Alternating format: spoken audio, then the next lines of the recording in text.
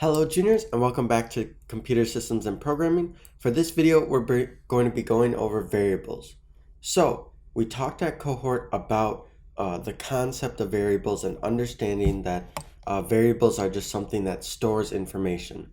Now we're going to be talking about how you actually make those variables in Eclipse. So the first thing you need to do, if you haven't already, is make a variables project. To do this, you go File, New, PyDev project. Then you name the project variables. If you don't have an interpreter configured already, you can click this and you'll have an option to configure the first Python interpreter.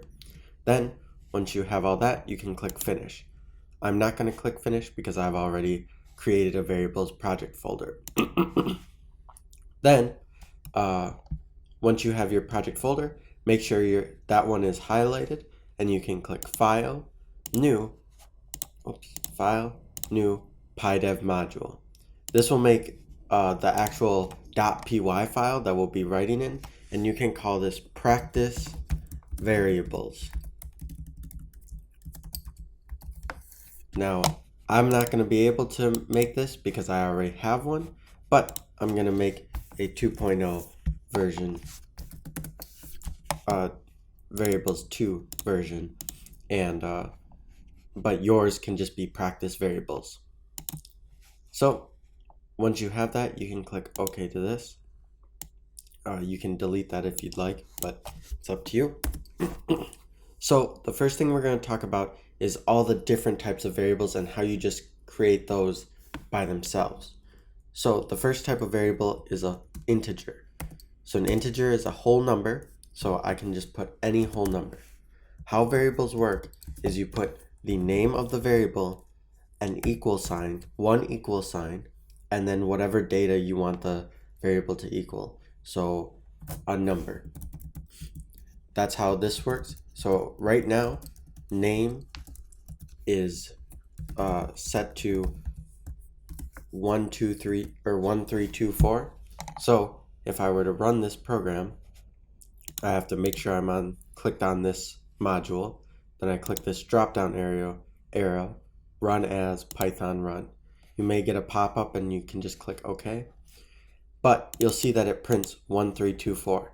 So I made this variable name and then I printed the variable name, and that's what its value is. I can do the same with this variable a, print a, and we'll see that the value that it prints is indeed 4. So that's how you make an integer variable, a variable that stores a whole number. You can also make a float variable, which is just a number with a decimal. And you can treat it the same way, print b. So now I have a variable b that's called, I have a new variable that's called b, and it's set to 2.3. If I run this, you'll see that it prints out 2.3. The next type of variable is a string. To make this type of variable, all you have to do is add quotations and put any text in that. It can be numbers, it can be text. It just has to be encapsulated in 2 quotations. Then if I wanted to print, see, it would print out all of that text. So if I run this, it'll print 1324 because it's still printing name, and it's printing 4, which is A, and then it's printing 2.3, which is B, and then it's printing this string of characters, or this string of text, which is C. Next, we have Boolean. So we've talked about integer, float, string, and the last one is Boolean, or the last basic variable is Boolean, and you can set this to either true, it has to be a capital true, or false. Now notice Python tries to suggest what you want, so it has all of these plugins that it's trying to do. If I were to click enter right now, it will bring in this from bulletins import false. We don't need that. So if that ever happens to you during your practice drills or during your debug drills, you can just go ahead and delete that. Sometimes Python thinks it's being smart, or sometimes the Eclipse thinks it's being smart and helping you, but it really is hurting you. But then, same thing, I can print D, and when I print it out, I run this program, it'll print false. So the last type of variable we talked about was a list. So we can make a list of any type of variables. So we can make a list of strings. So string 1, string 2, and string, whoops, forgot the quotation, string 3. Now notice this whole list is encapsulated in brackets, just regular brackets, not curly brackets. And then each string has its own quotation marks at the beginning and end, and then they're separated by commas. So if I deleted this comma, that would cause an error in the program. And if I did this, now there's only 2 things instead of 3. I can also make a list of integers, 2, 3. Can also make a list of floats, 1.1, 1.2, 1.3. I can make a list of booleans, true, false, true. So you can make a list of any type of variable. You can even make a list, whoops, there should be no space here. Your variable always has to be set to one single word, so there can't be any spaces, because if you use a space as like separate words. So, but you can also make a list of lists. So I can make in 1, 2, 3. Then for my second list, I can be 1.1, 1.2, 1.3. Then I can make string 1, string 2, string 3. So notice that each list, this is one list, this is a second list, and this is a third list inside of this bigger list. So, like I said, you can make a list of any type of variable, and you can make a list of multiple types. So I can make just a general list that has like 1, and then 1.21, and then a string, and then true. So you can see,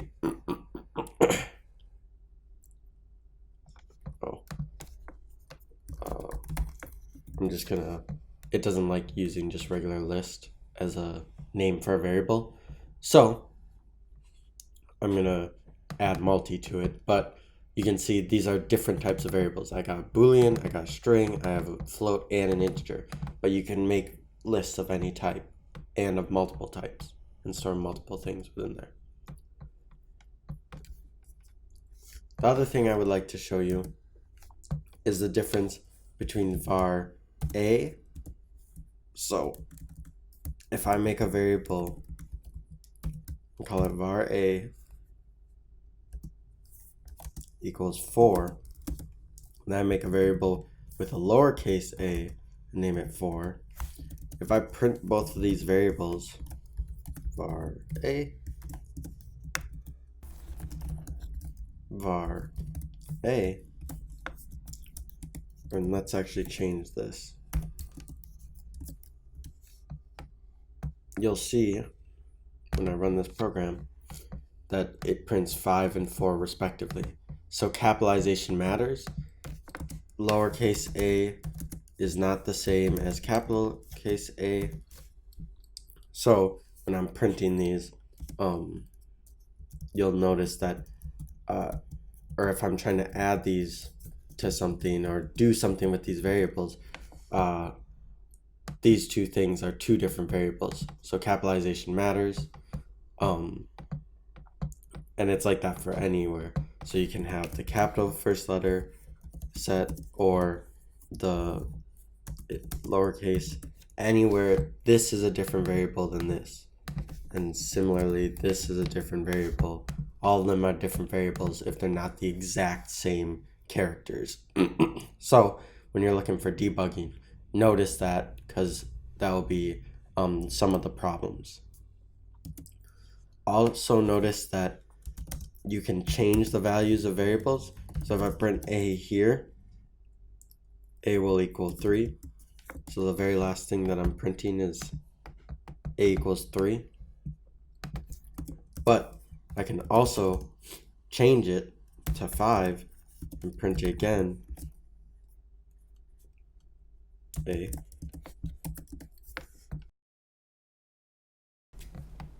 And you'll see that it prints 3 and then it prints 5. So programming is top down, so it does everything in order in the lines. So it goes okay, I'm making a variable and setting it to 3, then I'm printing that variable. Okay, now I'm changing that variable and printing it again.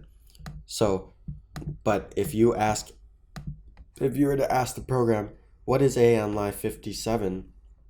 It's going to be 3. If you ask it on 59, it's going to be 3. If you ask it on 61 or 60, it's going to be 5. So you can change the values of variables, and you can also change its type. So you can change it to a string.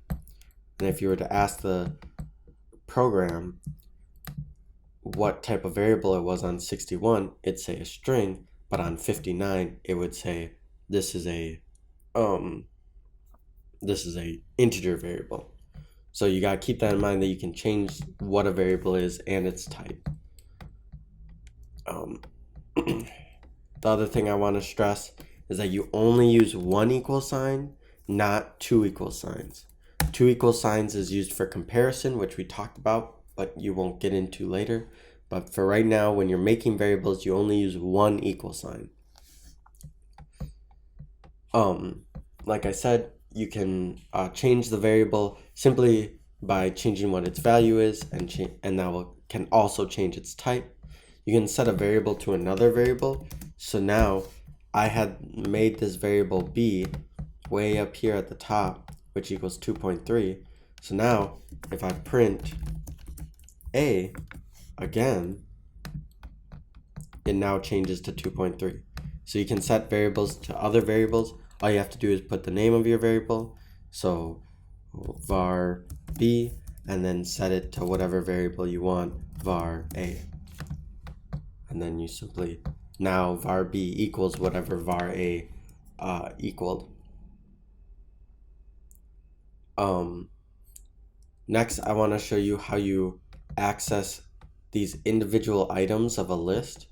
So let's make a new list. I'll call it list test, and we'll just make it 1, 2, 3. If I want to access one of these items, you got to remember about the indices. So you can say list test at index 0, 1, or 2.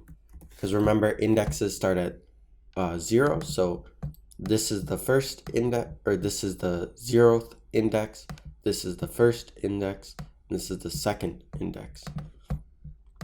So if we make variables again, we can say first, or 0 index, first index, and second index. And if we set this to list test at 1 and list test at 2, now we're to print all of these.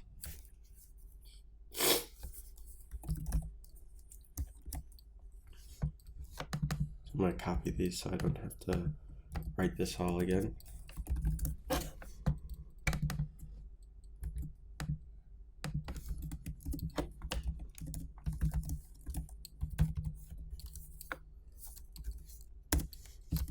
So Now if I run this, it's going to print 1, 2, 3 because it prints the 0 index, the first index, and the second index, which are all respectively there.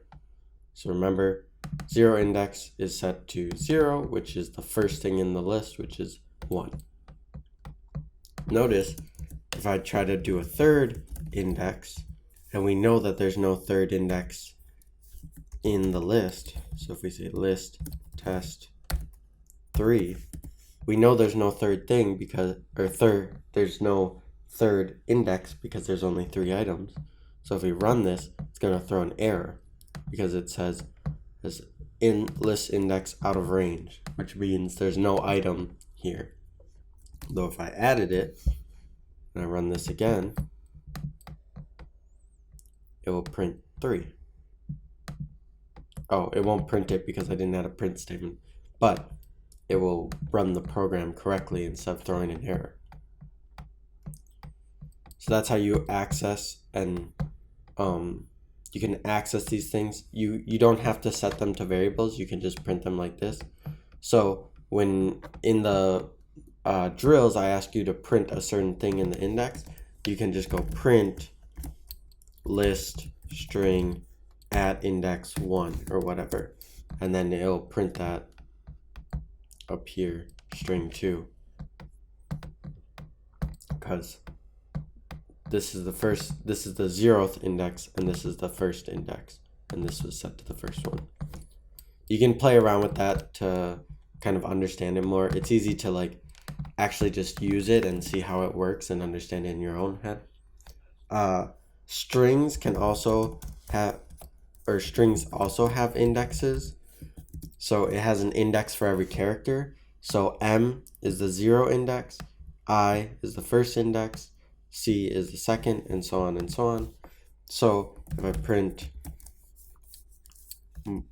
name at the 0 index, all it's going to print is the letter M. You can get substrings of variables. So you can say name from 0, the very first character, to 3. Notice that it's not inclusive, so it doesn't print the third index.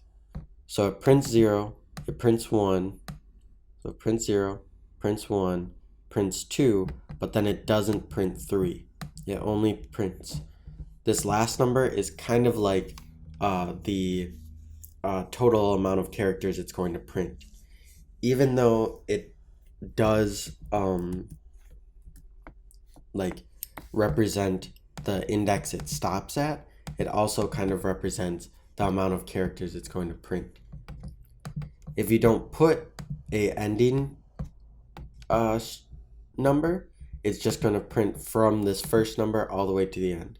So if I wanted to print from like 4 to the end, I can run it and it'll print AEL. So it'll print the 4th index, which is 0, 1, 2, 3, 4, which is A, and then it'll print everything after that. You can do that the other way and do name from the beginning to 3. Or we already did 3, so let's try 4. So now it'll print everything from the beginning to the 4th index, not including the 4th index.